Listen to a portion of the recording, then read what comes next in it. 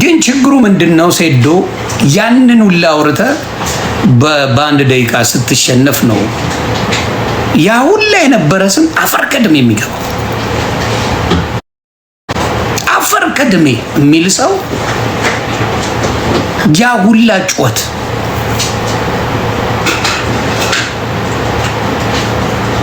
በዚህ ላይ ለጆን ዳንኤል አድርሱልኝ።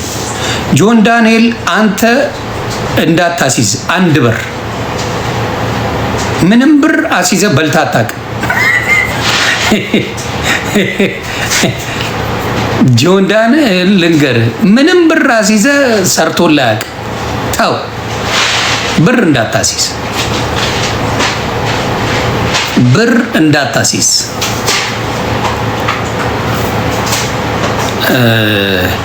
አዎ እንትና ሴዶ ገላጋይ ካለ ሩዋንዳ ነው የሚያደርገው።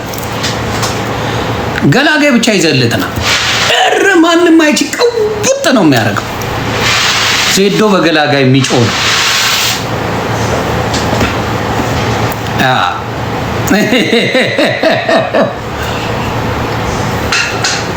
እኔ በእርግጠኝነት ጆኒ ብዙዎቹን ያንደባላል ኢትዮጵያ ላይ። ጆኒ በደንብ የሚያሰለጥናቸው ካልተገኙ ጆኒ ብዙዎቹን ኢትዮጵያ ላይ እያንደባለለ ይዛል። አንደባላይ ነው ጆኒ። አቅም አለው፣ ትግል ይችላል፣ እንዴት አቆላለፍ ይችላል፣ እንዴት ምን ማድረግ በደንብ አድርጎ ነው የሚችለው። ሴዶን እንዳየነው ሴት ያቆምና በጠርባ ይመታል። ያየነው ያንን ነው። ሴት አቁሞ በጠርባ ይመታል። ሕፃን ልጅ ይዝና የሆነ እቺን የሚያክል ሰው ይዝና ቅጥቅጥ አድርጎ ትሄዳል። እያንዳንዱን የምናየው እሱ ነው። ሴዶ የምናየው ምንም ሲያደርግ አላየንም። ወፍ ነገር እና እውነቱን ነው የምነግርህ። ሴዶ ተቀጥቅጠሽ ትወጫለሽ። ምንም ላይ አልተገኘም። ግን ጩኸትሽ ባስማ እንትን ባዶ በርሜል ነሽ። ፈጣሪ ምስክሬ ሴዶ ልንገር፣ ባዶ በርሜል ጩኸት አንደኛ ነው።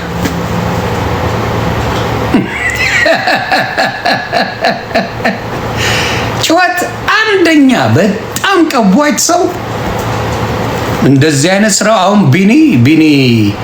ቢኒያም ሽብሬ ጩኸት አይወድም። አራቴ ተወዳድሯል፣ አራቴም አሸንፏል። ሲጮህ ግን አይተነው አናውቅም። ቢኒያም ሽብሬ ኢንተርናሽናል ውድድር አድርጓል። ያ ቃል አይጮሁም። ይሄ ኢንተርናሽናል ውድድር የሚያደርጉ በደንብ የሰለጠኑ ሰዎች ከድል በኋላ ነው የሚጮኸው። ከድል በፊት ያዙ ይልቀቁኝ አይባልም።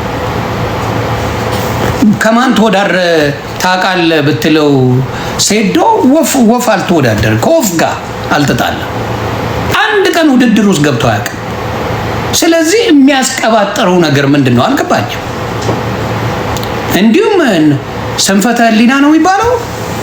ስንፈተ ህሊና በቃ እኔ ጨርሳለሁ መጨረሻ ምናምን እያለ ሲቀውጠው ነበር። ጨዋታውን ትኬት እየከፈሉ ገና ሳይገቡ ቁጭ ሳይሉ ጨዋታው አልቋል። እውነቴን ነው የምልህ። ገና ትኬት እየከፈሉ እኮ አልገቡም። እነ ጆን ዳንኤል እንደዚህ አሳይተው ቪዲዮ እንደዚህ እንኳን አልቀየሩት። እንደዚህ ሲቀይረው ጨዋታው አልቋል። ፊቱ ጭው እንዳለ በጆን ዳንኤል አይቼዋለሁ። ይሄን ጨዋታ ጭው ነው ያለው 1 ሚሊዮኑ ጭው ብሎ ሲሄድ። ስለዚህ እውነቴን ነው የምናገረው።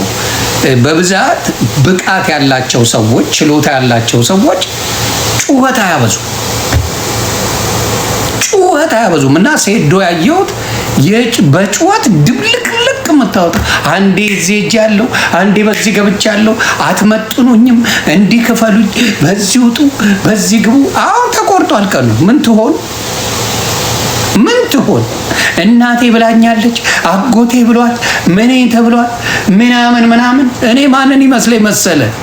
ቴንኪዩ ቹቹ አስታወስከ። ሮቤል የሚባለው ዋናተኛ ታስታውሳላችሁ?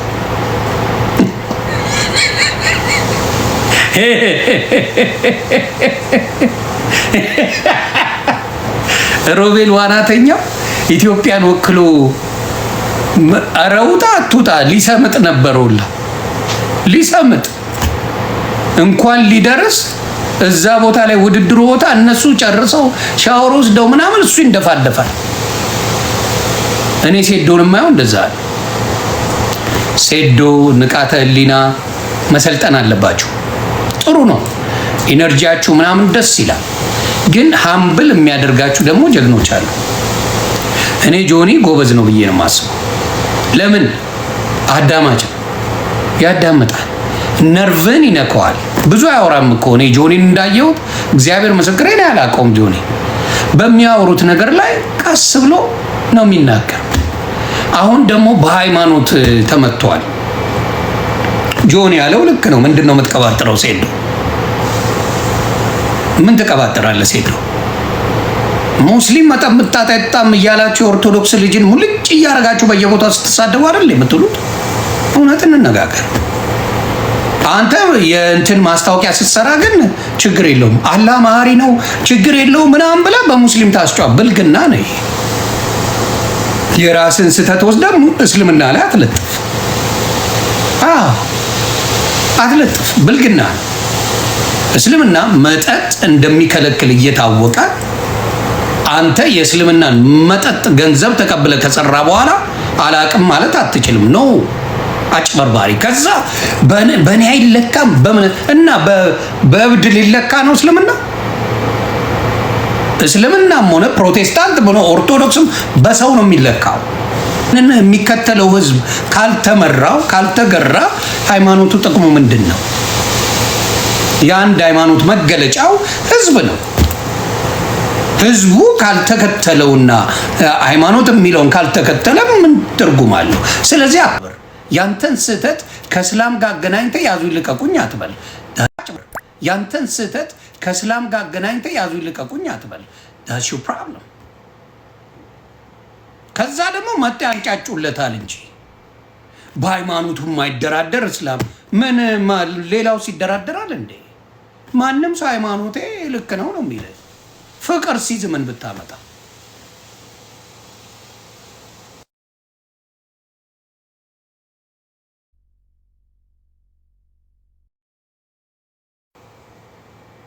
ማንንም ብታመጣው ሃይማኖቱ ከፍቅር ዝም ሰይጣኒዝምን ብታመጣ የኔ ሃይማኖት ልክ ነው ነው የሚል አይደለም አይደለም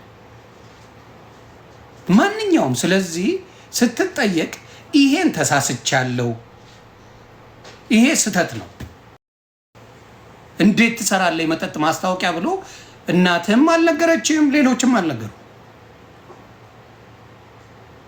አልነገሩም ማለት ለምንድን ነው የምትሰራው? እስልምናን የምታከብር ያውም የት ድረስ ሄደ? መካ ድረስ ሄደ አይቻለሁ። ግማሽ ለብሰ ተጋ ነው የሚባለው መጠጥ ሐራም ነው ሙስሊም ይላል። ሙስሊም መጠጥ ሐራም ነው ካለ የመጠጥ ማስታወቂያ ያውም መካ የምትሄድ አይነት ሰው ማድረግ የለበት።